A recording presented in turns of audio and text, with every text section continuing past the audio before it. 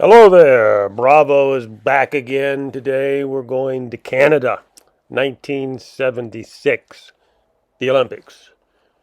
That's where the Illuminati family went in 1976. They went and watched the games. I think the Olympics was a bigger deal back in the 60s and 70s than it is today. I don't know. What's your opinion on that?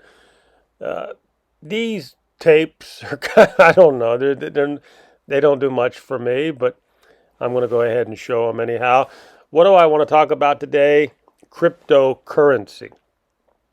The central bank actually came out today or yesterday, pretty recently, and talked about when are they going to get into the digital currency game. And they say they want to, but they don't want to do it too quickly, not too fast. They want to do it right. What that means is our central bank is, well, we all know they're clueless anyhow.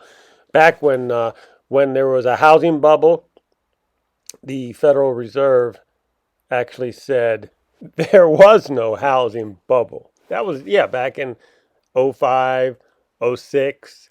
Pretty much nobody knew about it. And Peter Schiff was yelling at the top of his lungs, "There's a housing bubble. It's going to collapse." Nobody believed him. Our central bank said there is no housing bubble.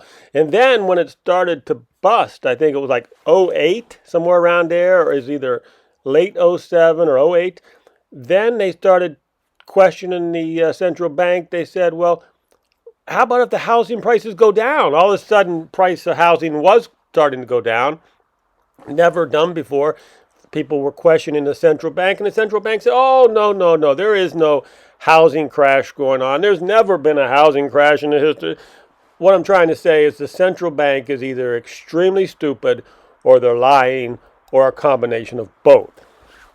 We'll go with a combination of both. But I do put a whole lot of leverage into they are stupid because they go to ivory towers. They go to these marble buildings. They're in a cocoon. They're like in a balloon. They don't get out and see the real world. They probably have their own cafeteria. They have their own friends. They have their circle of friends. They don't know what's happening in the real world. All they know is their big paycheck, their pension, and they know that they don't even have to be right. Their job does not even require them to be correct in anything. Matter of fact, they've been wrong on just about the central banks have been wrong on everything, and yet they still have their jobs. Well, where am I going with this? Well, we all know that the reason why in America, there has not been a lot of pushback on the cryptocurrencies. The reason why the authorities have not canceled out the cryptocurrencies is because it's an experiment to see if it works. They want to know what's the younger generation up to, what will they accept. Remember, the fiat game, the central bank game, it's all a scam. It's a confidence game. So you have to get the people's confidence. They know that they're never, ever going to get my confidence. The people who grew up with silver and gold or know anything about silver and gold, they know that they're never, ever going to win my confidence again, except for with some sort of metal. But we don't care. That's what the virus is out there for. Get rid of the old timers because now we need the confidence of the younger people. It's a confidence game. And that's why they're letting the young people buy into this cryptocurrency. They're getting their confidence, and then they're going to slowly, the central banks are going to issue their own cryptocurrency and slowly knock everybody off the mountain. And it's going to be ugly. Don't get me wrong. It's going to be very, very ugly at some point in the game. Now, here's my opinion on why United States of America central bank is being slow to react is because they are behind China now. I believe China will be the leader in this type of field. China will be the leader in many, many things. America is going to wait to see what China does, and America will follow China.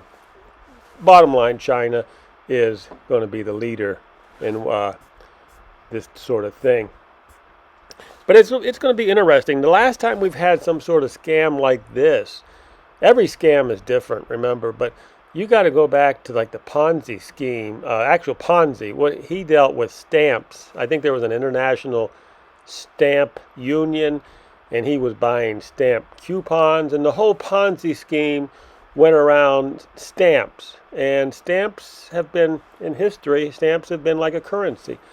The only thing is, but you could also use stamps to mail things. So, but every confidence game, every scam is different. But I guess there are. I guess if you really look into it, there could be some similarities between the Ponzi stamp coupons and cryptocurrency. But it's a whole new generation. It's hard to explain. But we know one thing: that the central banks, once they decide to issue their own cryptocurrency, they will slowly knock everybody off the block with legislation. Legislation, legal tender laws, blah, blah, blah. And it'll be interesting to see how it plays out. Okay, I'm going to let you enjoy the Olympics, 1976 Olympics, and I'll see you later.